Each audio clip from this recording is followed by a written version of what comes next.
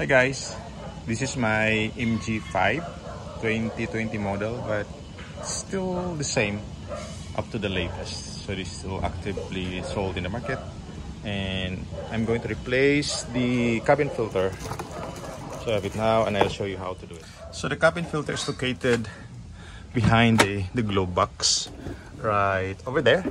And to do that, of course, you need to remove the glove box. For this, you don't need any tool. You just have to pull the glove box because it's being secured through these hinges here. So there are two. Right. Alright. Hope I can show it to you. It's a bit challenging kasi. Yeah, go. Just have to pull it.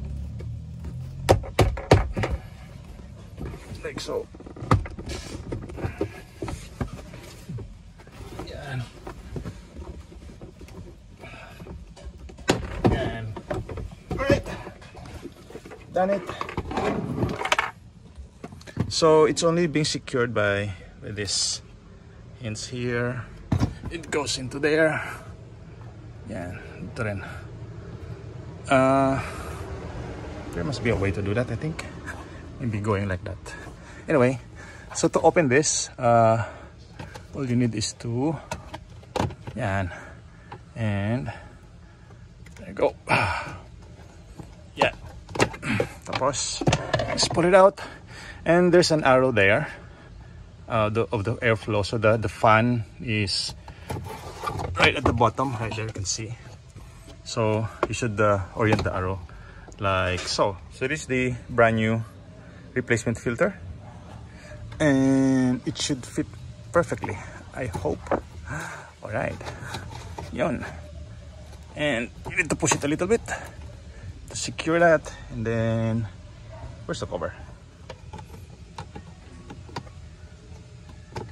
Yan. It should lock in place, and to put it back, just the reverse. Now to return. All right.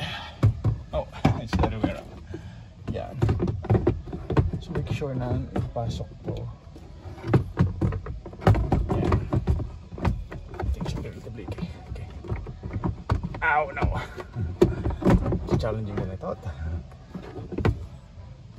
See, this one should go there. The other one should go there. Yan.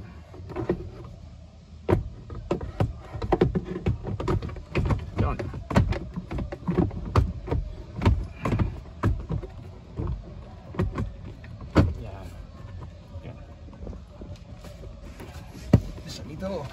Persuasion. Yan. Yan.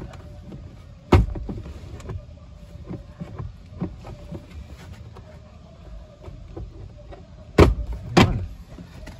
All done.